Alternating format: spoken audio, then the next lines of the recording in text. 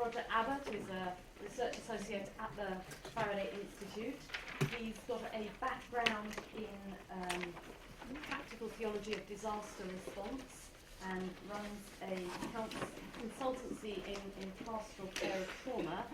And his research project has been working in Haiti, looking at issues arising from the impact of the earthquake on Christian communities and looking at things like resilience and vulnerability.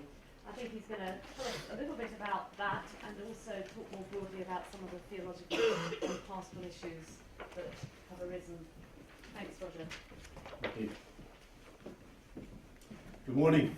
Good morning. Can you all hear me? Yes. Yep. I've just put this slide up for you to have a look at as we before we start. It's a photo of a photo. In fact, the original photo was an award-winning photo by a Danish photographer, and to me, it's very much iconic of the situation we're going to be looking at in regards to Haiti. I've entitled my presentation in this way, Taking Nature Out of Disasters. The buck stops here, because that's my thesis right from the start. I put my cards on the table at the very beginning in order for your discussion and questions to shoot me down later on. But theologically and scientifically, I do not believe in natural disasters. I only believe in human ones. And I think the term, actually, natural disaster, is both a misnomer and an oxymoron. But what are natural disasters? What are we talking about? Let's begin with some general information about so-called natural disasters. For the sake of familiarity, we'll stay with the traditional terminology for the moment. In categorizing natural disasters, various criteria are used. And the ones on the slide are based on what's called MDAT. This is the International Disaster Database, produced by an organization called CRED, I think it is, something, organization for the epidemiology of disasters. As you will see, there is a lot of nature in the International Disaster Database. This gives you some idea of the natural phenomena that come under the term natural disaster. And you'll see there is a lot of natural phenomena: geophysical, meteorological, hydrological, climatological, and biological. If by event it is just the natural process that is in mind, then I am comfortable with this taxonomy. But the point I emphasize is that this categorization is a very natural one. It's a taxonomy of different natural processes, or at worst, of different natural hazards. And again, my thesis is we should not think of these natural processes as inherently disastrous for humans, though they can become so given certain circumstances that are not natural at all. And the case study of Haiti will demonstrate this in the extreme. There are certain criteria also which must be met before an event can be included on the MDAT database. 10 or more people reported killed, 100 or more people reported affected, an actual formal declaration of a state of emergency, and a call for international assistance. An event has to include all of those before it qualifies for being categorized as a natural disaster. Now, the research literature demonstrates pretty convincingly that there is an increase of natural disasters, and that this is more than likely to continue to increase. Now, for you guys, this presents the consequent challenges upon the whole issue of pastoral care. And to put it quite frankly, preparing congregants to face serious injury or death, but also to motivate congregants towards mitigation measures that forestall serious injury and death. To have congregants take seriously the warnings of both the science of climate change as well as of theology.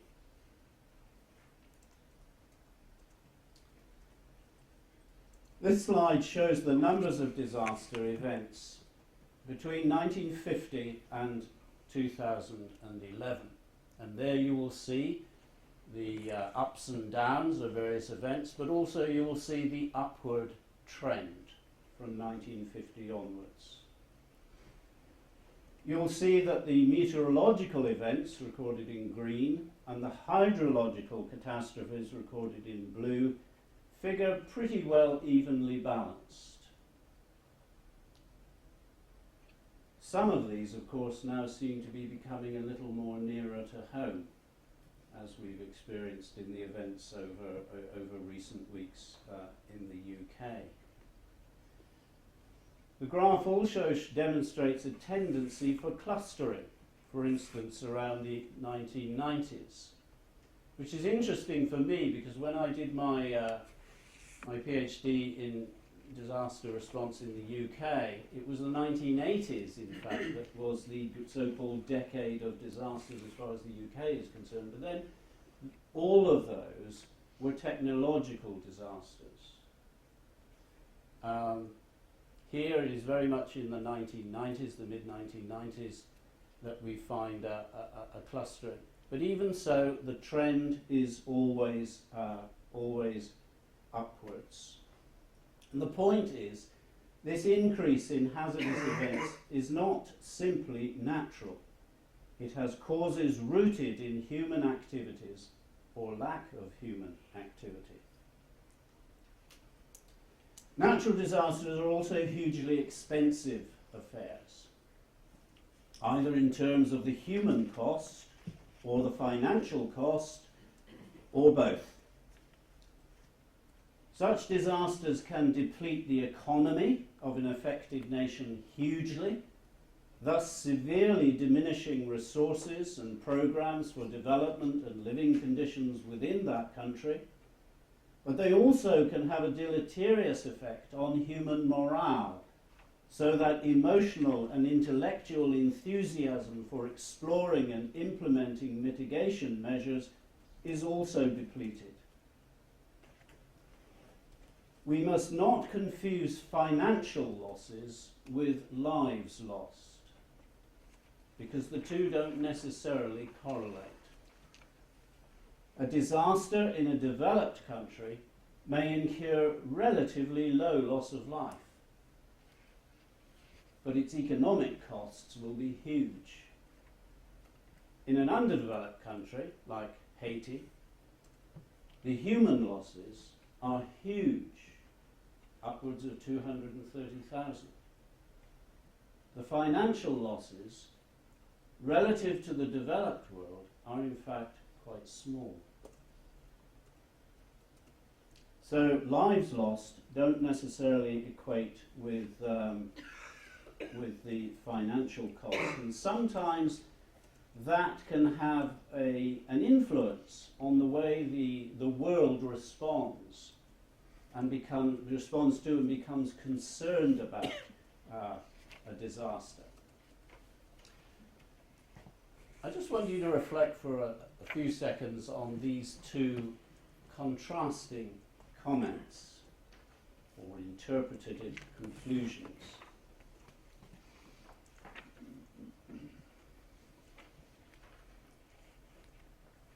Following the Hurricane Katrina event, Congressional Representative Richard Baker who was charged by the Bush administration to cover, some might mischievously suggest cover up, Hurricane Katrina. He was overheard chatting to lobbyists and dropping this comment: "We finally cleaned up public housing in New Orleans. We couldn't do it, but God did it." Now, this is one reason why I feel so passionate about addressing disasters and unnaturalizing them as much as I can. It's also why, as I listen to so many survivors of disasters, natural and technological, telling me their stories, and I've been in Haiti listening to many people telling me their stories, a huge privilege. And as I do this and I come home, I get so tired of hearing, usually from spectators of these events, who play out their observations of natural disasters at home in their armchairs, watching television or reading magazines. Or I read newspaper columnists, again at a distance, passing comment on some dreadful event that is happening, and inevitably the questions come up: where was God when such and such happened? Or how can you believe in God when you know this kind of thing is happening? And I just become so tired of hearing that. Comments, interestingly, I never heard from the 300 or so Haitians that I interviewed and surveyed this last year. Not one of them posed that question. And they're on the receiving end, big time. But quite frankly, those comments seem quite justified in the light of the crassness of Richard Baker's comment. This is blasphemy, in my view, of the highest order. It represents both ethical and theological abuse. However, ironically, the research can show that housing and planning and even the natural environment can grow back better after a disastrous event. That's the irony. But it certainly doesn't call for this kind of comment. Contrast Baker's comment with this scenario. What might seem to be a compassionate humanitarian attempt at mass evacuation from the danger zone of New Orleans following Hurricane Katrina in 2005. In fact, it was a massively botched scandal of social engineering and exclusion in an immoral, opportunistic, politically demographic cleanup of the so-called neglected districts of New Orleans in the wake of Hurricane Katrina. And so disgusted was Adam Kushner by it that his comment was that New Orleans met its demise by an act of man, not an act of God. And in my view, he was so right. So my thesis is not original. It's just a shame that the human sciences seem to see a point all too many theologians are slow to pick up on. In an article entitled "There's No Such Thing as a Natural Disaster," the late Neil Smith wrote, "It is generally accepted among environmental geographers that there is no such thing as a natural disaster. In every phase and aspect of a disaster, causes, vulnerability, preparedness, results and response and reconstruction, the contours of disaster and the difference between who lives and who dies is to a greater or lesser extent a social calculus." Or, as Old Testament scholar Bruce Walt has stated, the ecology of the earth is partly dependent on human morality. And then Oliver Smith, an anthropologist, his reflection on this: in the way we structure consciously and unconsciously, intentionally and unintentionally, our interactions with the environment, we can frequently be the cause of our own hazardous situation. And then disasters either do not occur or are not severe if a community is successfully adapted to its environment. And disasters occur in societies, they do not occur in nature, and I'll come back to those quotes a bit later on. Janet Abramovitz, senior researcher at World Watch Institute, which focuses on sustainability, has written, around the world, a growing amount of the devastation triggered by natural disasters stems from ecologically destructive practices and from putting ourselves in harm's way. And note the background on this slide. This is one of the mountainous regions of Haiti, which is very, very beautiful, even as it is. But imagine all of those mountains covered in large and luscious green trees, as they once used to be. Until, for a variety of reasons, economic, political, and just plain survivability, those trees disappeared due to a combination, really, of hurricanes and storms, but mainly due to the charcoal industry. And although there are a number of reforestation projects being encouraged within Haiti, many of the people that I visited up there in the mountains who were chopping down trees and making their own charcoal were doing it for personal reasons, because they love to cook on charcoal. Apparently nothing tastes as good unless it's cooked on charcoal. But secondly, and perhaps most importantly, because they can sell it. It is their only form of income. And if they don't have an income, they die. So, you know, these are very difficult issues to resolve. But it is my thesis that there are no such events as natural disasters, just as there is no evil that is natural evil. From a moral and theological perspective, all disasters are caused by humans in one way or another. And to me, this is entirely compatible with the biblical record. I am not embarrassed by disasters. As a theologian, I'm not a scientist, but one who holds to the authority of an inspired scripture. I'm not embarrassed, but I'm ashamed as a human being. And I am exceedingly embarrassed by clowns like the said Richard Baker I commented from earlier. In some areas, in the past, those deforested mountain slopes, some would call them almost cliffs, are now covered with dense urban development. This is just a part of the capital of Haiti, Port-au-Prince. Looks very colourful and nice, doesn't it? This was taken before the earthquake. Can you imagine what could happen there if there was an earthquake? The domino effect as one falls down on top of the other. The pancake effect as one pancakes down on top of another. But this whole scheme of building regulation, where you build, how you build, who gives you authorization to build, has been in a state of chaos for generations in Haiti. And is another human contribution to the huge loss of life. So, are disasters natural? No. But the processes from which disasters arise often are.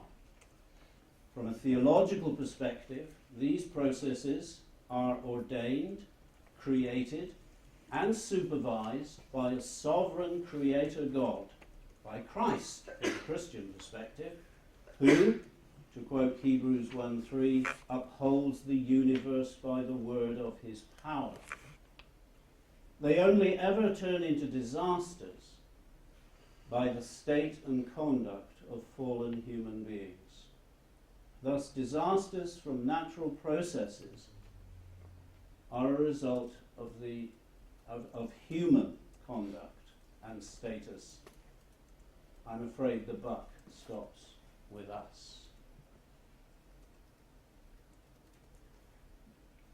For the past 18 months, and God willing, for the next 18 months, I've been conducting research in Haiti following the devastating earthquake of 2010 and the subsequent cholera epidemic and the annual storms that sweep through Haiti. I first, in fact, visited Haiti in 2010, in November 2010, 10 months after the earthquake, and when cholera was at its worst. So I was a chaplain at that time, working in a field hospital, and sitting beside, watching, ministering to, and seeing die people who had survived the earthquake heroically and now were being wiped out by this terrible, terrible disease which can kill you within 2 hours if you don't get help.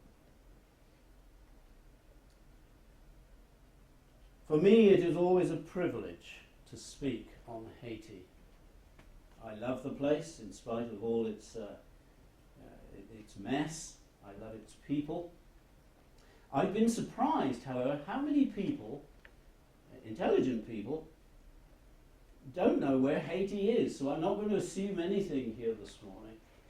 And especially people who come up to me and say, "What's it like in Tahiti?" As if I've been away on a jolly care of the Faraday. So let me just show you where Haiti is and where it isn't. Okay? So we are in the Caribbean, but that part of it is where Haiti is. Now, these are some basic demographic details of Haiti. I haven't got time to go into all of them, but I will draw attention to the size of Haiti. It's relatively small, about the size of Israel, a little bit bigger than Wales. But it's home to about 10 million people. It's one of the most densely populated areas in the world. Also significant is the Human Development Index ranking, and who knows what goes into this. It's something developed by the United Nations, and there's all kinds of politics and so on that go into it. It's ranked at 161, and that's one of the reasons why it gets the little attention that it does. It's seen as being a backward, underdeveloped, failed state. Highly dangerous, in fact. And this is something that came out as I spoke with Haitians. They felt very angry about this status and about the common way that Haiti is portrayed, especially since the earthquake, that it's just a mess and that Haitians really can't cope and don't know what to do. They're backward and they need the swamping of NGOs. There were over 10,000 NGOs in Haiti before the earthquake. It was then known as the Republic of the NGOs. After the earthquake, that number more than doubled. You can imagine the humiliation that potentially creates for people, especially when those NGOs come in with their own agendas and with huge sums of money. They start projects, promise big things, and then just a few months into them go out, taking all the money with them, leaving projects incomplete, and people ill-trained to take over. And especially note that in Haiti, 55% of the population, and I think that's a conservative amount, subsist on less than $1.25 a day.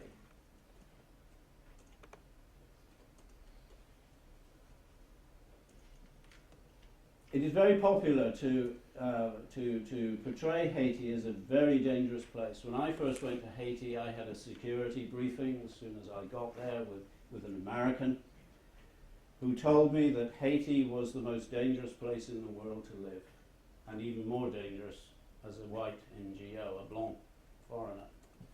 And we had all kinds of restrictions, what put on us, what we could and couldn't do. And I've been giving some thought to this and doing a little bit of research on this. The International Human Development Indicators data shows that Haiti has 6.9 homicides per 100,000 people. Now that's a little high compared with the UK's 1.2. But compare this with Mexico, 22.7, Jamaica, 52.2, and even the Dominican Republic's 22, then Haiti is in fact no worse than certain sections of London or Manchester.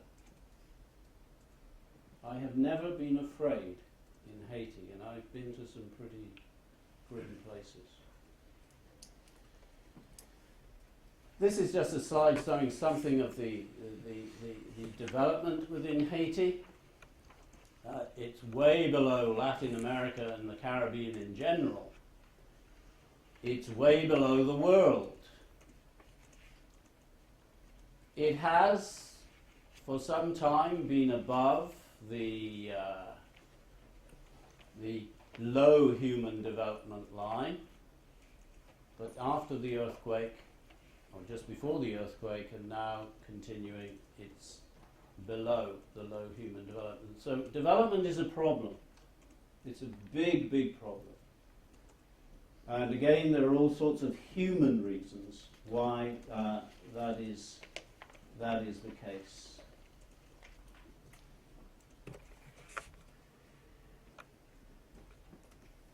And this again just gives you, I've popped this slide in. They're not in any particular order. I don't know why, but I took this again off the MDAT site. Will give you an indication of how used to natural disasters that Haiti can be. These are just the principal ones from 1900 through to 2014. So you've got quite a collection of natural disasters there.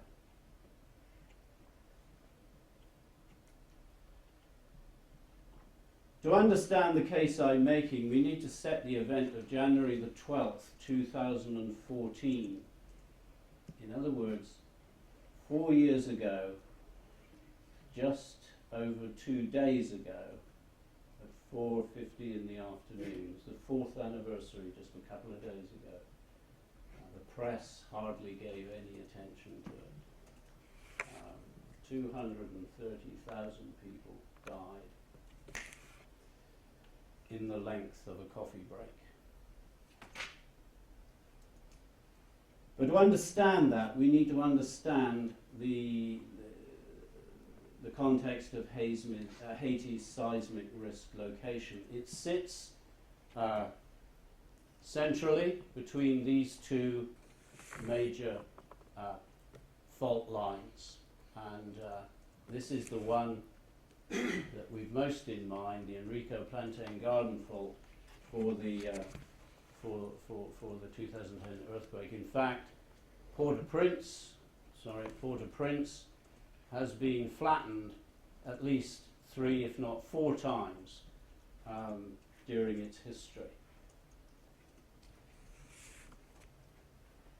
Coming a little closer, this is the particular fault, the main fault line, although they now think that the reason for the earthquake wasn't movement in this fault, but movement in a hitherto unknown fault which branched off it, which is now entitled the Liagan fault. Liagan is the ancient capital of southern Haiti, based there, and the fault was somewhere around here. This is where the epicenter was. But this is the area, roughly, that that was most affected by the earthquake. On arriving back in that city of Liagan, I interviewed a young guy. We were sat actually on the beach down here somewhere, and he was describing his experience because he'd been halfway to Port-au-Prince, in fact, when it happened. had been watching a basketball match, and they thought that a lorry or something big was going by on the road. So thankfully he ran out to see what it was. Next thing, the whole building collapsed, and a number of his friends were tragically killed as they discovered it was an earthquake. And in his own words, and I'll give you his words, or at least as they were translated to me. No, he gave this one in English, so I'll give them to you exactly as he said them. And you'll pick up, I think, something of the fear as he was going over this again. Yeah, everything, ever since I think bad about the earthquake, make me feel, I saw, is only time I saw most of my people of my nation dead in the street like pig. Now it's like I remember the time I went back to the town in Liagan on January 13, the day after the earthquake.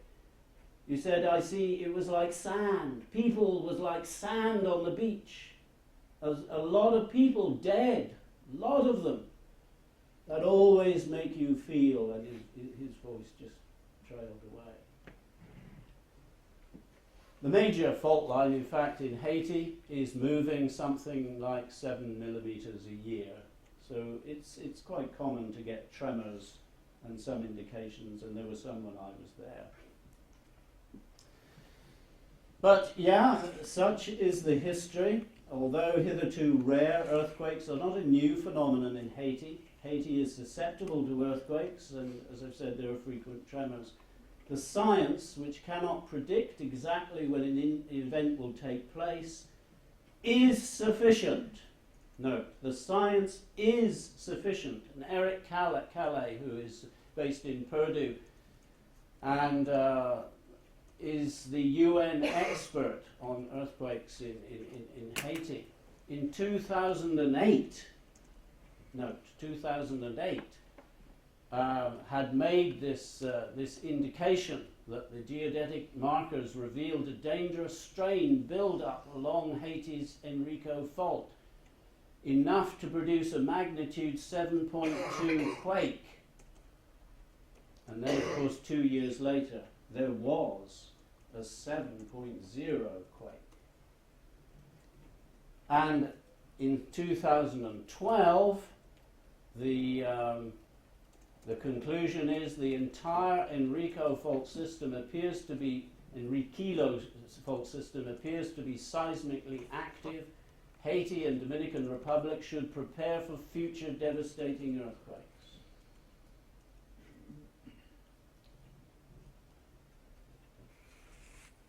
Now, the science cannot tell you when an earthquake can happen, but it can tell you the probability and the likelihood. And the likelihood of another one occurring in Haiti is very, very real, because when that earthquake happened, that strain that was building up was not released. It's still there.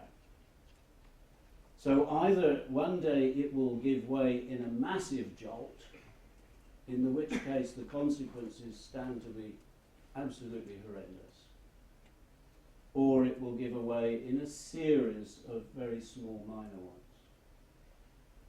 Either way, at some stage or other, the strain has to give way. But apart from earthquakes, Haiti is vulnerable to other forms of natural phenomena.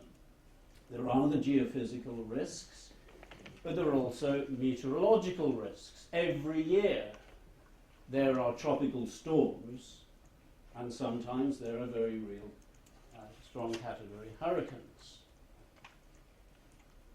There are also hydrological problems, water affecting problems, floods, landslides, water source or spring pollution, and droughts. And then there are biological problems. Malaria is endemic in Haiti, and many people die from it. HIV/AIDS is a problem in Haiti, and now so is cholera. Dengue fever and typhoid and the other bacterial diseases, the gastric diseases and so on, are also just a fact of life. So are these disasters actually natural. And this is where I come back to these two comments by Oliver Smith. Because he's an anthropologist, he's not, you can pick up in his book, The Angry Earth, any particular religious association. But as an anthropologist, he made these two statements. In the way we structure consciously and unconsciously, intentionally and unintentionally, our interactions with the environment, we can frequently be the cause of our own hazardous situation. Disasters either do not occur or are not severe if a community is successfully adapted to its environment. If you saw a flood, as people do, or you saw the after effects of a hurricane, or indeed of a tsunami, and no lives were lost, and no injuries were incurred, you may in fact stand in awe. We reflect on some of the Psalms and the way they observe, the psalmist observes some pretty huge natural phenomena, storms and so on, and he worshipped God. I've done some thinking, as I've been thinking over this, on the aesthetics of natural disasters. Because when I was in Haiti, I met people who were in awe of what happened to them. Just the size of what happened, the natural forces, the phenomenon, the power. But of course, so often there are huge losses of life. The key words to me are vulnerability and adaptation. No, I should have. So much depends on what background you put in here. But if you can see those, I'm trying to capture the background of Haiti. But this is a list of the human factors that have had such an impact upon the situation in Haiti. It's a disaster waiting to happen. And I could take up conferences with each one of these factors. Each of them is a story in its own right of human responsibility, of human dysfunctionality. Particularly this one, foreign interference. And yet, ironically, I also have a theory that these points of acute dysfunctionality may also contribute towards survival and recovery on the part of the Haitian people. They are so used to struggle. They are so used to surviving. And I'm sure, as well as being equipped with their Christian faith, for many Haitians, it is that we are used to surviving as one of the reasons why they survived so well.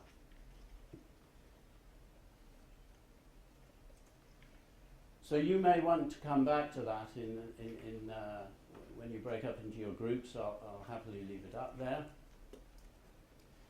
But what can science and religion do to address such problems? Christian theology has been rooted historically in three fundamental doctrines: creation, fall, and redemption. For these to be most effective in addressing disasters, there needs to be a partnership, a working together, not working despite each other, nor by ignoring each other, but in respectful partnership with each other. And in this slide, I try to list the human factors that are so significant to addressing the problem of disasters. None of them can be addressed solely by science or religion. Both are needed, and both can make a huge difference together. Under the creation, in connection from a Christian perspective with the creation mandate, we have issues of capability, the gifts that God has given us, bestowed upon us, issues of responsibility, and issues of accountability. All of those God has equipped human beings with by virtue of them being created in his image. But under the fall, I list the issues requiring serious consideration and compassion for addressing disasters from a theological and pastoral perspective, and addressing with all wisdom and all humility. And it begins with realism. We're in the state of the fall. Nothing is ever going to be perfect until a full redemption has been achieved. So we must go into life eyes wide open with what is possible. But then we note a vulnerability. We are vulnerable. And unless we adapt, we shall suffer. We shall die, or we shall be severely injured. And all of these are areas where, as those in the process of redemption in a fallen world, we need to give huge attention to, so that natural phenomenon don't result necessarily in terrible injury and death. But it's when we come to redemption that we really get to grips with this problem. Christian theology offers most in terms of hope for the long-term prospects of living safely with the hazards of creation in a now, not yet, and then time frame. In the now, redemption bestows upon us the mind of Christ. And that in itself is a huge resource and motivation for us in discovering wisdom, in education, and in development programs. We're in the process of not yet. So again, we come back to all that we do with limited insight. We live within the world of reality, of what is possible now, in a world which, according to the words of Jesus, will continue to see war and famine and earthquakes, all the more so towards his second coming. So we work with humility. We also work with repentance. An earthquake happens in Haiti. How do you feel here? We too don't have clean hands. We too repent. And then there's the issue of our personal responsibility. And then we look to the then, when all things new will come.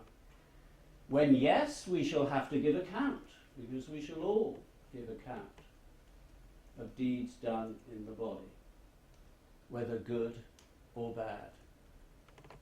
But there will be a new heaven and a new earth, and the Creator himself will have intervened to bring that in. And disasters will not be a feature ever again. Though many of the natural processes that we've spoken about may well be. And why not? Because they're part of God's way of creating and sustaining his beautiful world.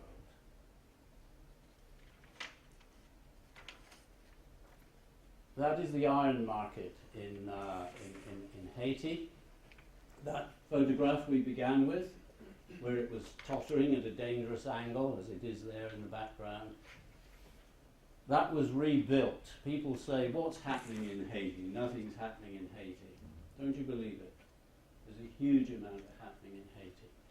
And this was rebuilt by a Scottish architect and engineer who felt so deeply about the destruction of the iron market, because the iron market was where all the artisans in Haiti used to come to sell their products, and it was the way many of them, their sole source of income.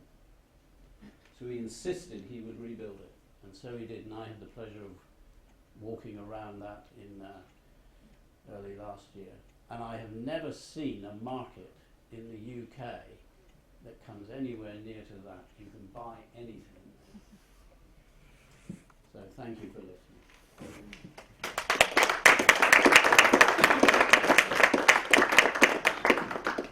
Which group has got a question that they'd like to put to Roger? Yeah, this one over there. We're interested in sort of what happens after a disaster. When so you were saying that the data was there 2 years before. Was anything done? And sort of if the danger is still there, is anything being done now? So we had a contrast of a situation in Japan with a similar earthquake, but because they had the infrastructure there, there wasn't as much loss of life. I suppose there's the education, the money, all of that sort of stuff. So that's where it's coming from. With Japan, presumably you're thinking of the earthquake and the tsunami? Yeah, the earthquake itself was little loss of life, where the tsunami was maybe more dangerous. Well, the tsunami was responsible for most of the life. Which is interesting. Japan, of course, is very advanced in natural hazard precautions and so on. It came to grief because, ironically, its provision for shelters for evacuation were not built high enough. So they didn't account for a tsunami of that size. So the system swung into operation and people moved to evacuation centres who were able to. But unfortunately the wave was just too big. And then of course on top of that you had the flooding of the Fukushima nuclear reactor and that story is ongoing. But in terms of, and no doubt within Japan that will be taken into account. There are levels of corruption within Japan that have an impact upon these things, so as there are in Haiti. No country has clean hands in these things. With regards to Haiti, there was a certain degree of seismic interest in Haiti prior to the earthquake, and Eric Calais was very passionate about that, and you know it had a huge impact upon him when it happened. The difficulty is you can have all of these things in place. It's how you then implement what is needed, you know, to protect. Now, to protect Haiti from earthquakes is a huge problem. The first thing you have to take into account is building regulations. But that in itself means that you also have to take into account land acquisition and land tenure. The assumption that where people live, they either rent, and that there is an owner of that a legitimate owner of that land. It is an absolute mess and minefield in Haiti, quite frankly, land tenureship. I looked into that and it came out in the interviews. If you then implement, you see there have been building regulations in Haiti prior to the earthquake. There's all sorts of law enforcement regulations in Haiti. It's not them being there, it's the enforcement of them that is the problem. And if you haven't got the infrastructure that is there of proper law enforcement, a police force, a judiciary that is actually paid. Most of the police force in Haiti doesn't get paid for months on end. It's a miracle that there's any law and order there. Probably wouldn't happen. Can you imagine our police force not being paid for 3 to 6 months? And that's quite typical in Haiti. The fact that there are people there at all is a miracle. But then if you implement building regulations, okay, that is going to push up the cost of building. And people will go on building because they have to live somewhere. So you will always have this sort of black building market, if you want to put it in that term. There has to be financial resources to help people build sensibly. And a number of the people that I interviewed whose houses were destroyed and so on would say, yes, we do need to build. We do need to build properly. But we need help. We need some kind of government subsidy and so on. But where does the government get its money from? And okay, you can appeal to outside aid. There's no shortage of that in Haiti. But unfortunately, so much of that comes with, well, you can have this money if you do this. And the ifs are if you do this in the interests of us, not in the interests of yourself. One of the key players within the UN in Haiti is a guy called Dr. Paul Farmer. He's in fact a doctor of medicine in Harvard.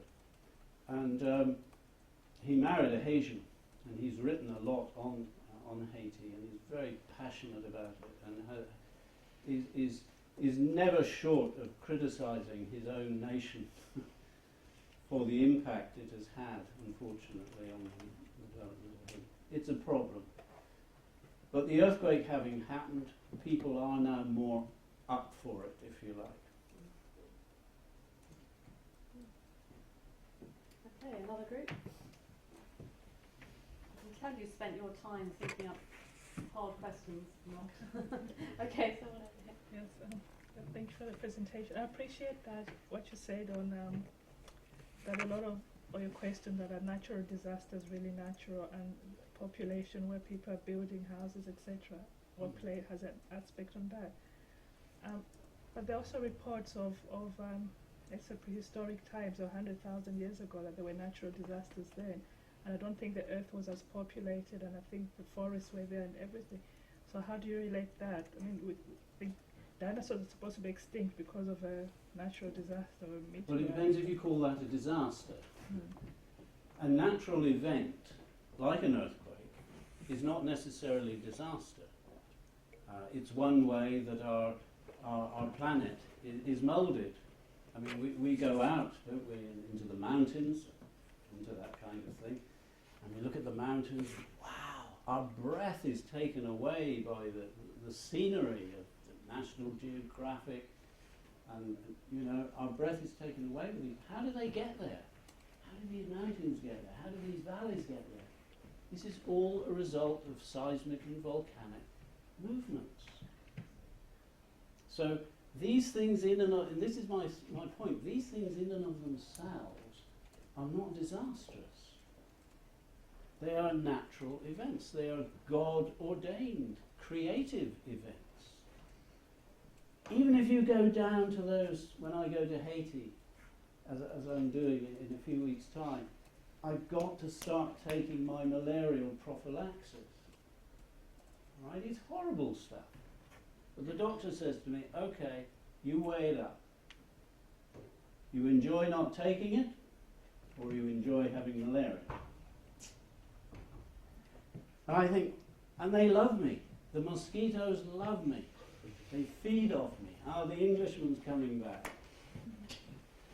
And they love my meat. And I think, boy, horrible things.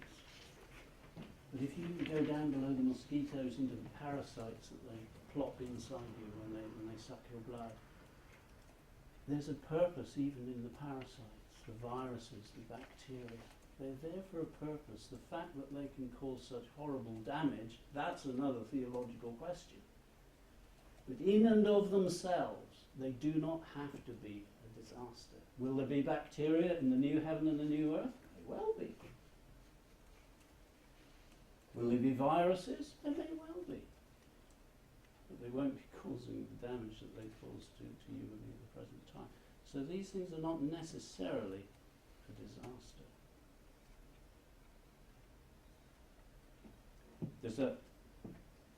Come back at me by all means. So I think it was related more to the loss of life. You were relating in your presentation that Yes, okay. it can become they may not be disasters in themselves, but when they cause loss of life, whether it's human or animal life. Theologically, I attach this to, I place a lot of this in the realm of the fall, But what I don't place in the realm of the fall is suggested changes in geology and geography and in natural phenomena. I don't believe that the earthquakes are fallen. I don't believe that floods are a product of the fall. I believe they are natural, creative phenomena. The reason that they cause the damage is because we as humans, who were created by God, for this world, which is what the mandate was all about, isn't it? The creation mandate. To subdue. And we've lost that capability. We haven't got the wisdom to do it anymore. And that, of course, impacts on everything we do, where we choose to live, adapt, where we choose to live, to our vulnerability. And these are the aspects of, in my view, what the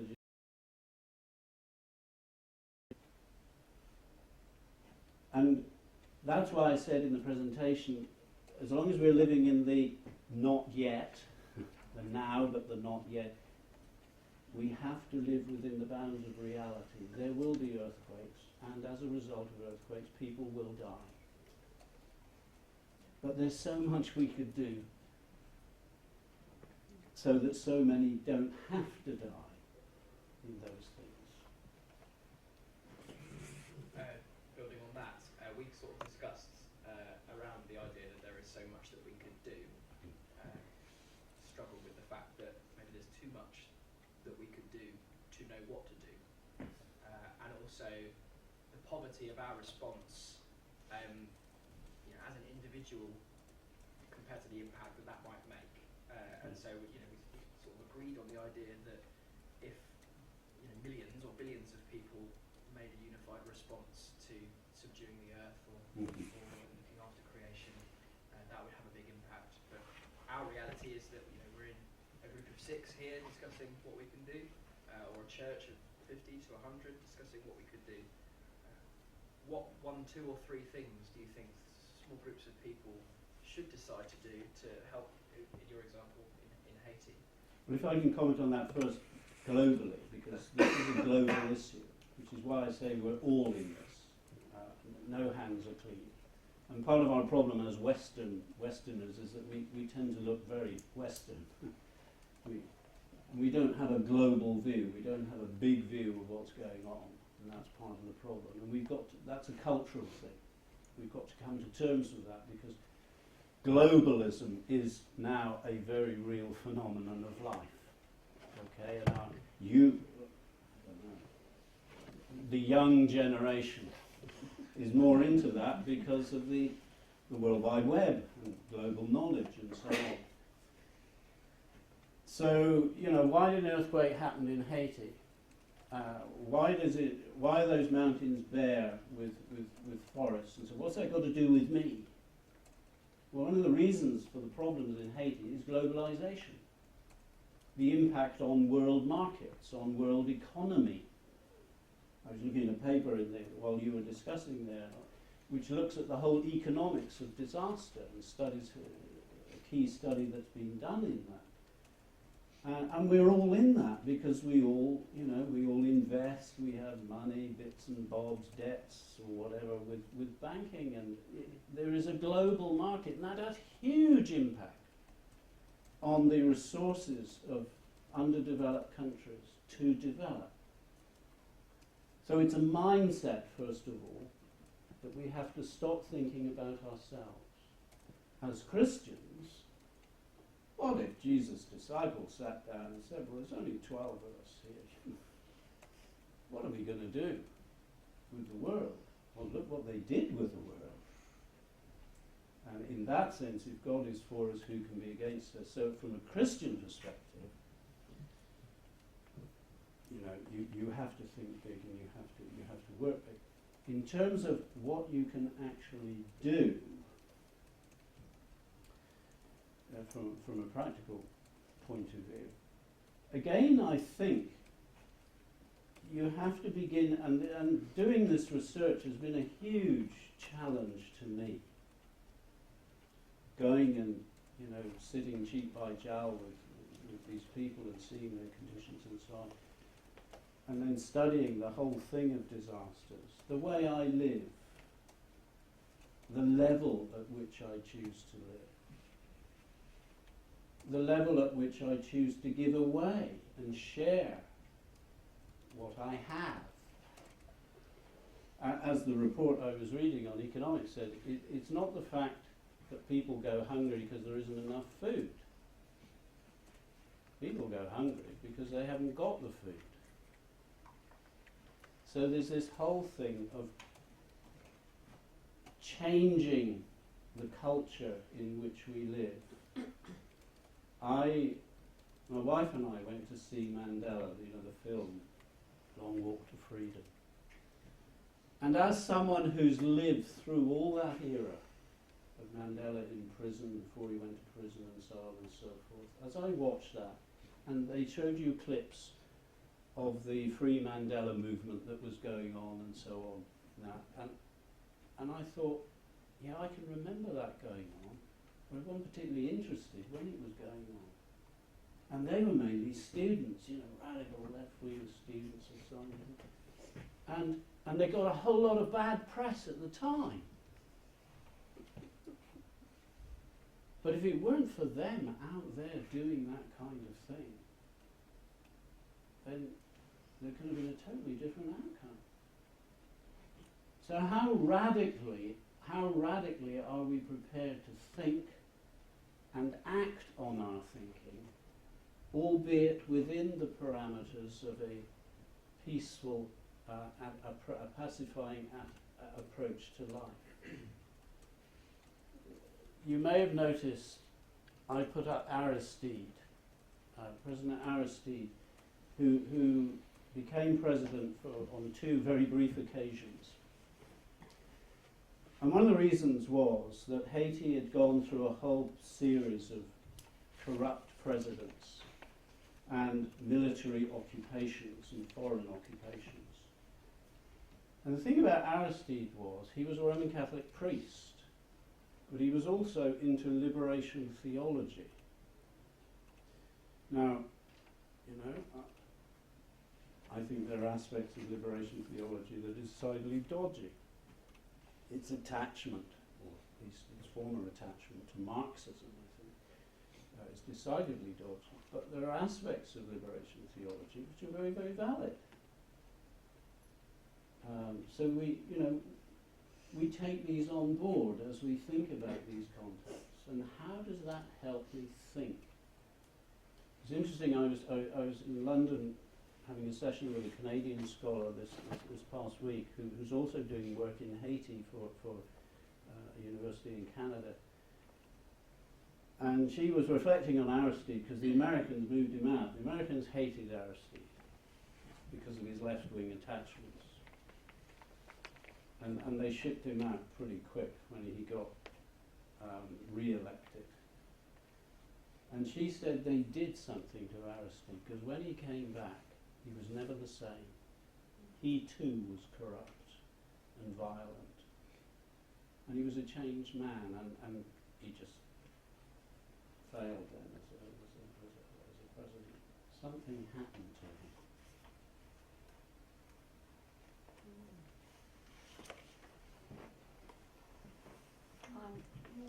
Okay, let's have one more question, but I'm aware that group hasn't had an opportunity, so do you have a question? Or if not, we've got one here. Now, we were just talking about the reality of the logistics of disaster prevention. Mm-hmm. How possible, in examples such as the Haiti example, is it possible to prevent a disaster of that kind? It is possible, but it isn't going to happen overnight. And this again is where you've got to think long term. And okay, you say, but this could happen tomorrow. Yes, it can. We can't stop that. But we can get processes in. Now, looking at it from the perspective of the non-governmental organisations, for instance, or even from the resources being put in to to Haiti. And the British government now are putting in resources into agriculture and into seismology and into the small business development. Now, all of those are going to be hugely influential, providing, and I met with the representative of the Foreign Office for the Caribbean and put my concerns to him. Because so many countries go into Haiti and they say, we'll do this, you need to do this. They tell the Haitians what to do. And that's terribly insulting. It's terribly patronizing. And to a Haitian, it's colonialism altogether, all over again. And don't forget, Haiti is the first black nation to get its independence from the Western European, from the French. So they're very, very hot on their nationalism and their independence. But the rest of the world for generations have been telling Haiti what to do. Ask Haiti. Advise Haiti. Give Haiti responsibility. Just give them the money. And yes, hold them to account if they squander the money. But most of the redevelopment work being carried out in Haiti is not being done by Haitian work people, it's being done by Dominicans and Turks. Because the Western civil engineering and development companies that are doing the work there prefer to use those. They think Haitians are a lazy bunch and don't know anything. And it's a terrible insult. So there are building programs, enforcement, law enforcement, building regulation. All of those would help enormously.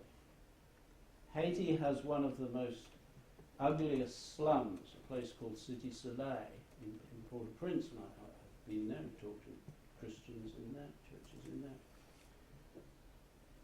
It's a disgrace, it's a national disgrace, that place. But it's the product of bringing people in from the mountains, destroying and running down and undercutting their agricultural economic markets, a policy of urbanization and centralization, so that they can find work in factories. Whose factories? Outsourcing factories from Western developed countries who have their eye on a cheap labour market. So they will put clothing factories and assembly factories and so on there, and the Haitians' eyes will light up because, this is a wage. But in order to get the wage, they have to come and live in the slum. And then they go and work for next to nothing, and then they're in the grip.